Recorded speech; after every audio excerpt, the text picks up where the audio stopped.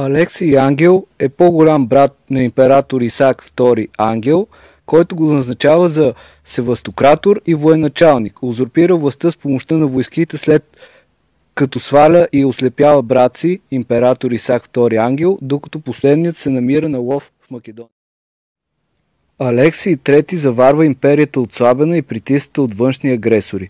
Макар че се проявява като любезен и снисходителен владетел, Алексий III е слаб и неспособен управник, при който империята върви към упадък. Той се намира под влиянието на съпругата си, амбициозната Ефросина Дукина Каматерина, която именно тя го потиква да направи преврат, за да дойде на трона.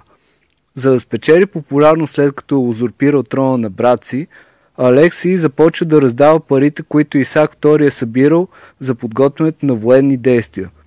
Поради финансовите затруднения императорът увеличава данъците, но разпуска голяма част от армията и се отдава главно на дворцови развлечения. През управлението му в Византия разцъфтява невиждана корупция. Външнополитическото положение на Византия по времето на Алексий III също търпи неблагоприятно развитие с поредица от безславни отстъпки и поражения. Високомерието и арогантният тон на ромейската дипломация на фона на залязващата имперска мощ на Византия не впечатляват чуждестранните владетели, а предизвикват присмехът им. Германски император Хайнрих VI заплашва да обяви война на Византия, ако не получи паричен откуп.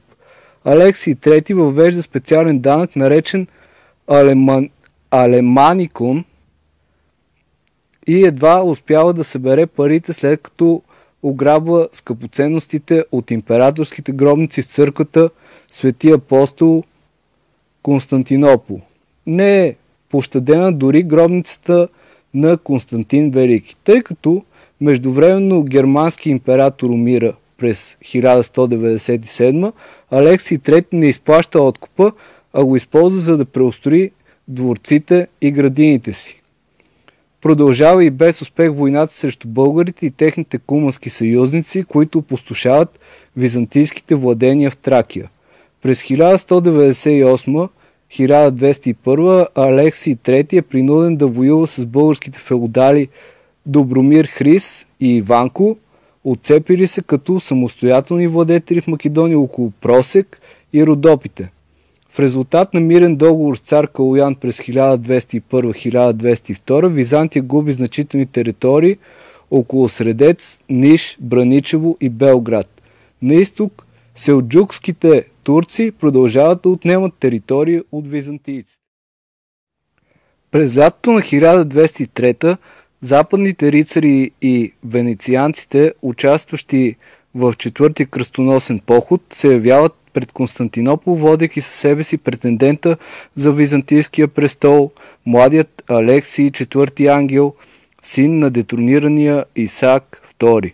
По това време византийския флот и армия се намират в окаяно състояние, занемарени и дълго време пренебрегвани от императора. Без да успее да окаже отпор, Алексий III бяга от столицата, а племенникът му заема трона заедно с ослепения Исаак II. Само година по-късно, през 1204 година, кръстоносците превземат Константинопол, ликвидират Византия и основават Латинската империя.